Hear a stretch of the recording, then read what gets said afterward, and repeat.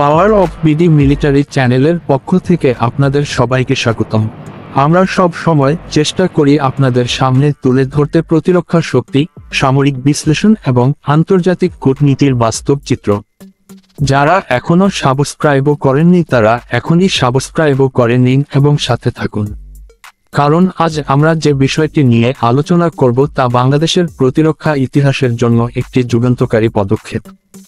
সম্প্রতি খবর এসেছে, বাংলাদেশ সরকার চীনের সঙ্গে অফিসিয়ালি আলোচনা শুরু করেছে যুদ্ধবিমান কেনার জন্য।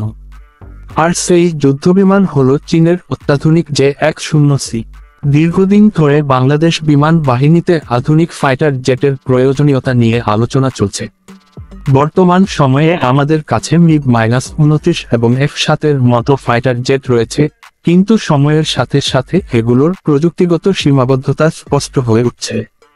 তাই বাংলাদেশ বিমান বাহিনীর আধুনিকায়ন এখন সময়ের দাবি। চীনের J-10C যুদ্ধবিমান একটি চতুর্থ প্রজন্মের অত্যাধুনিক মাল্টিরোল ফাইটার জেট।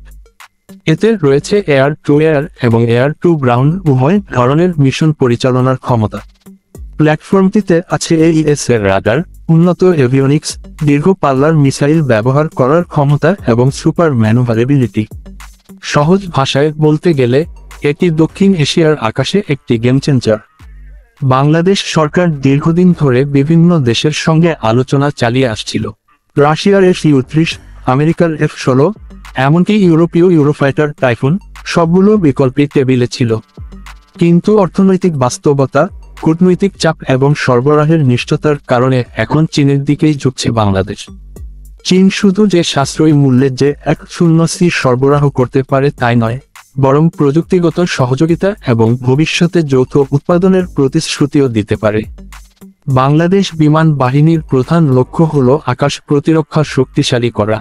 বর্তমানে আমাদের বিমান বাহিনী সীমিত সংখ্যক ফাইটার জেট দিয়ে কাজ চালাচ্ছে, কিন্তু আঞ্চলিক নিরাপত্তা পরিস্থিতি ক্রমেই জটিল হচ্ছে। ভারত ইতিমধ্যে রাফেল ফাইটার জেট যুক্ত করেছে। পাকিস্তান তাদের F-17 ব্লক 3 এবং F-16 দিয়ে শক্ত অবস্থানে আছে। মিয়ানমারও চীন এবং রাশিয়ার কাছ থেকে উন্নত ফাইটার সংগ্রহ করেছে। এই অবস্থায় বাংলাদেশের জন্য নতুন প্রজন্মের যুদ্ধবিমান সংগ্রহ করা অপরিহার্য। J-10C এর প্রযুক্তিগত দিকগুলো আলাদা করে উল্লেখ করা দরকার। এতে রয়েছে active electronically scanned array AES radar, যা এটির সাথে একাধিক লক্ষ্যবস্তু শনাক্ত এবং আক্রমণ করতে পারে। এতে রয়েছে PL-15 এর মতো beyond visual range BVR missile ব্যবহারের ক্ষমতা।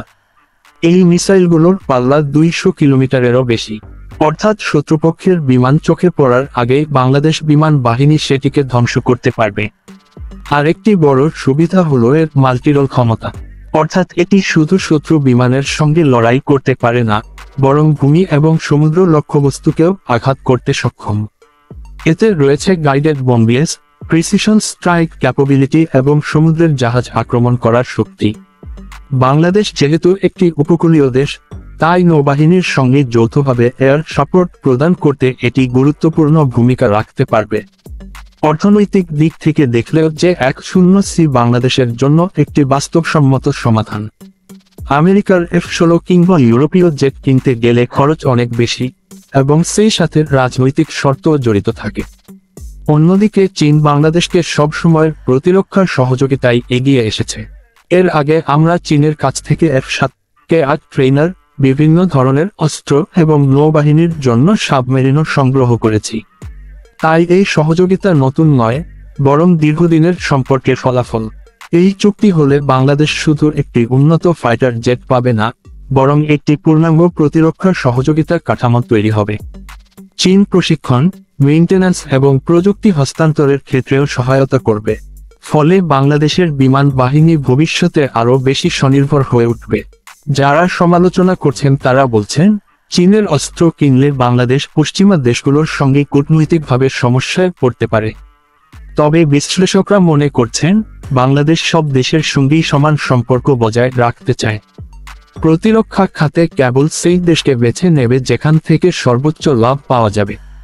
বাংলাদেশের জনগণের জন্য এই খবর নিঃসন্দেহে একটি গর্বের বিষয়। আমাদের বিমান বাহিনী ধীরে ধীরে এক নতুন যুগে প্রবেশ করছে। J-10C যুক্ত হলে বাংলাদেশের আকাশ প্রতিরক্ষা ব্যবস্থায় আমূল পরিবর্তন আসবে। এই পদক্ষেপ শুধু সামরিক সক্ষমতা নয়, বরং জাতীয় নিরাপত্তা, আঞ্চলিক ভারসাম্য এবং আন্তর্জাতিক কূটনীতিতেও প্রভাব ফেলবে। পাওয়ার অফ বিডি মিলিটারি সবসময় চেষ্টা করে আপনাদের সামনে বাস্তব বিশ্লেষণ তুলে ধরতে। আজকের আলোচনায় আমরা দেখলাম কেন J-10C বাংলাদেশ বিমান বাহিনীর জন্য এতটা গুরুত্বপূর্ণ, কিভাবে এটি আঞ্চলিক ভারসাম্য বদলাতে পারে এবং ভবিষ্যতে এর প্রভাব কি হতে পারে। যদি ভিডিওটি ভালো লেগে থাকে তবে অবশ্যই লাইক, শেয়ার এবং সাবস্ক্রাইবও করবেন। সামনে আরও নতুন প্রতিরক্ষা খবর এবং বিশ্লেষণ নিয়ে আমরা আবার হাজির হব।